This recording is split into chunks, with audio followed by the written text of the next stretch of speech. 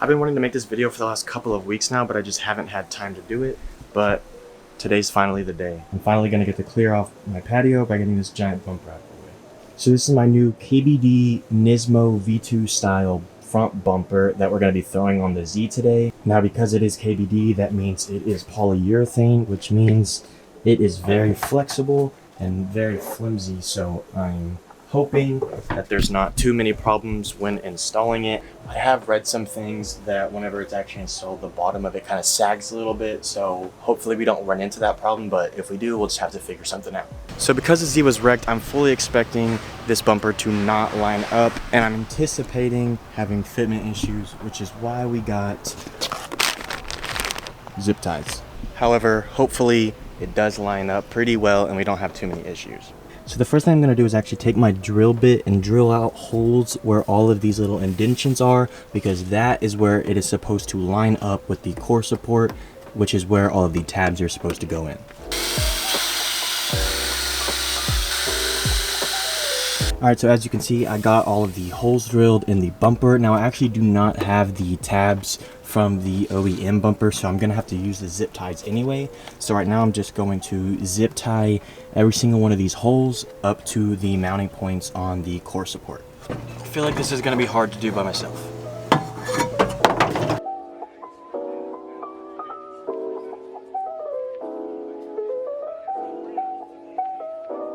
Alright, so I just took one of my big drill bits and just drilled through the bottom of the core support along these three holes here. I didn't realize that they didn't go all the way through, but it makes sense since they were originally just push tabs.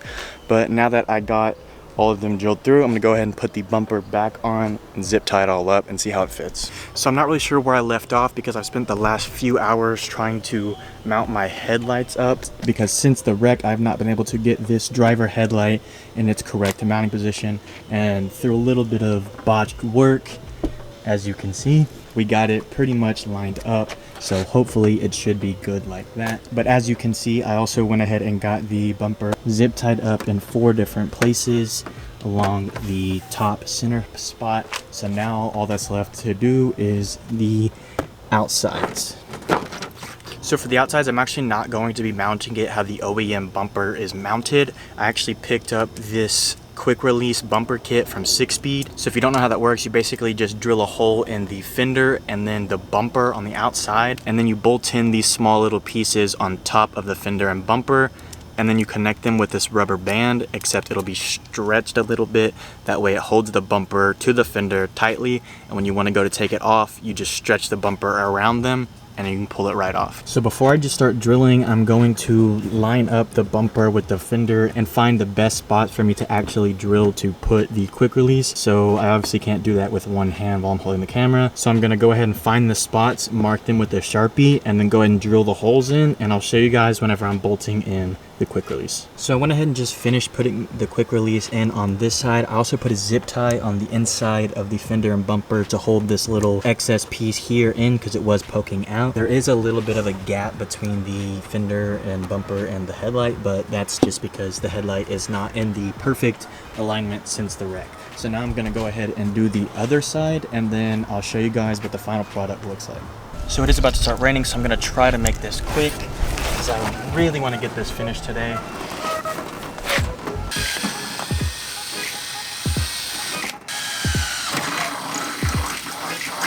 So as you can see, I got the holes drilled and I stuck the bolt and through the quick release, and I have a nut on the back, and I'm using my vice grips to hold the nut so that I can tighten this as much as it'll go.